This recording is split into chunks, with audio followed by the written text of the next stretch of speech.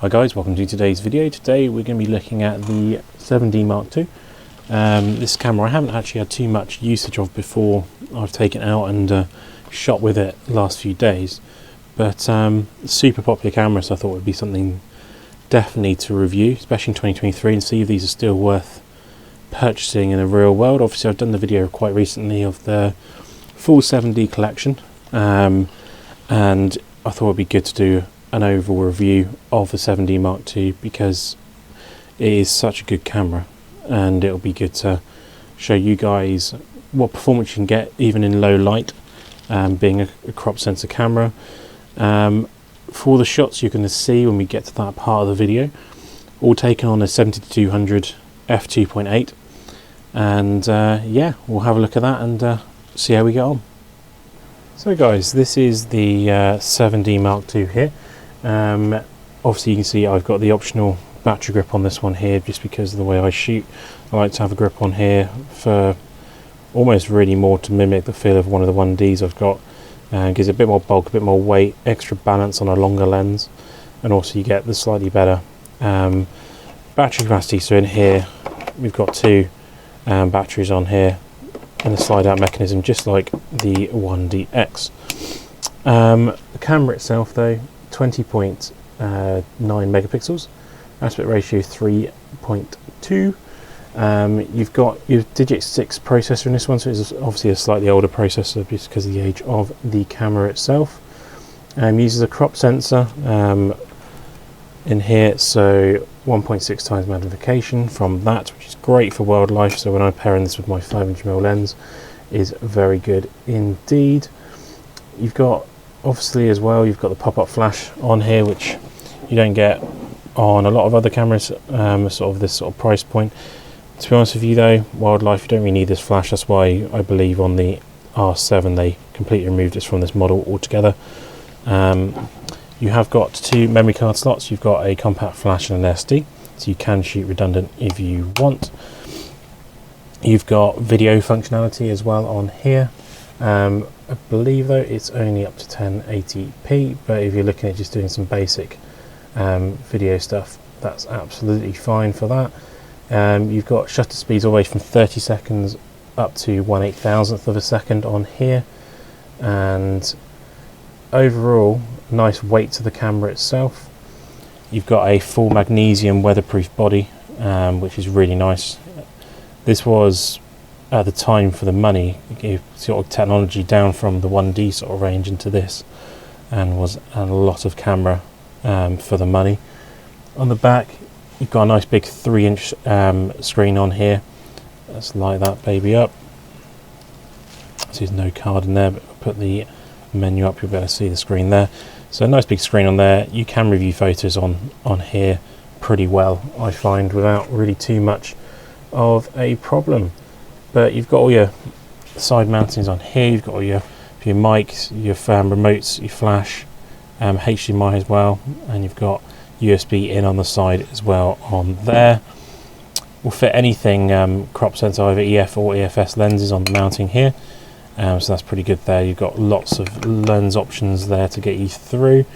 If you're sort of starting out, pairing this with a 70-200 f2.8 second hand one of those, you're going to get a really nice camera combination there for most things that you need to do. So overall, nice body, nice bit of weight, which I like. Some people don't like having that extra weight, but to be honest with you, I really do enjoy having that bit of extra weight on there for you.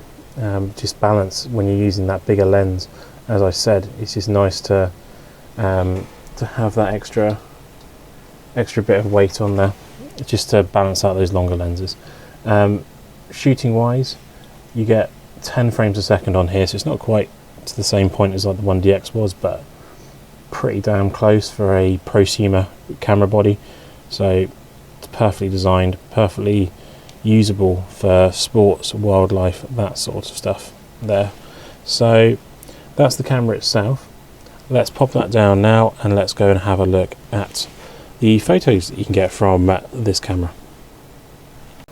Okay, so the first photo here we're looking at is of an Almere leopard, a male one walking towards me here.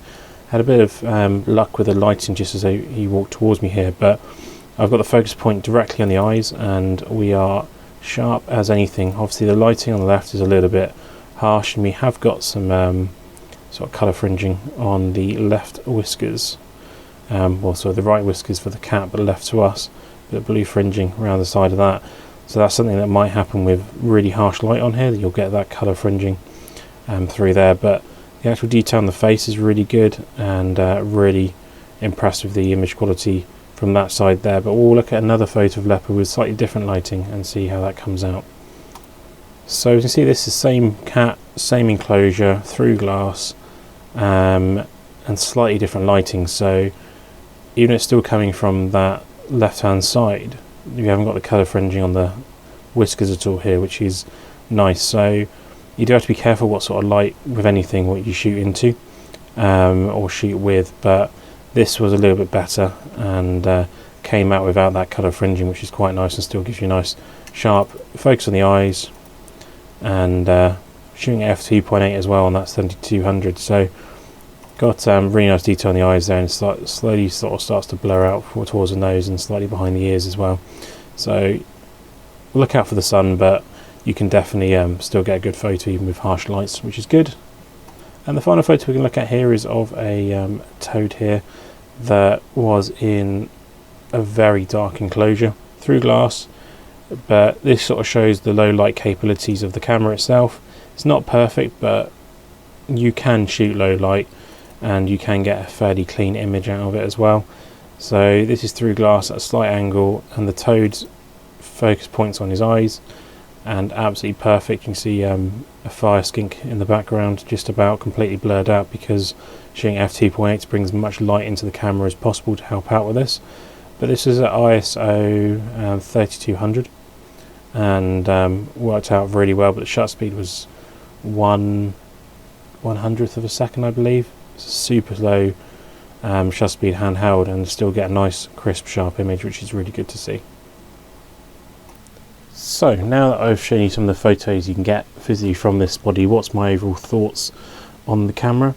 For the money you can get these for now, these are trending at between about $450 for a heavily used version, or up to sort of £600–700 for a really good quality one.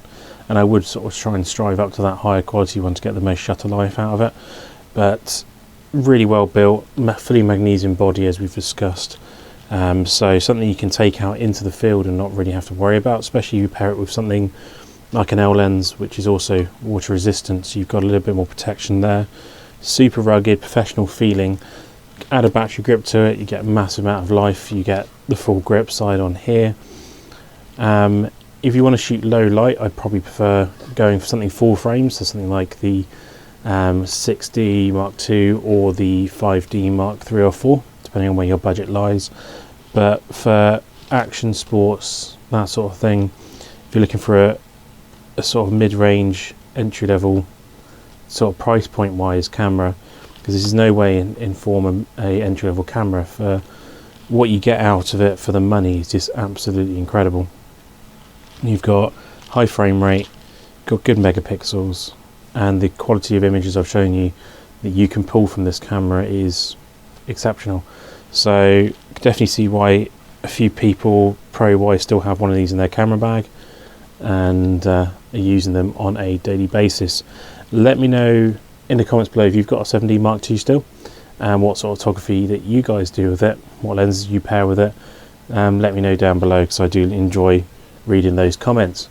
I think next video I've got the R6 coming, so there's a Mark 1 R6 I've got coming to test full frame on mirrorless and see if I get on with that, and see what my thoughts on that is compared to the R7 as well, because second hand an R6 Mark 1 is slightly more than an R7, but more readily available than an R7 still at the moment. So is it worth waiting for the R7 to turn up, or go for an R6 on second hand?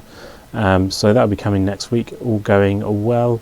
I've also got the R7 battery grip project, that's almost done. I've got that here, just need a few finishing touches on here, and that should be all good to go for a video on how to make an R7 grip from a Canon grip. So if you're looking forward to those videos, subscribe now, because they'll be coming in the next few weeks, and I will catch you guys later in the next one. Thanks for watching as always. Goodbye.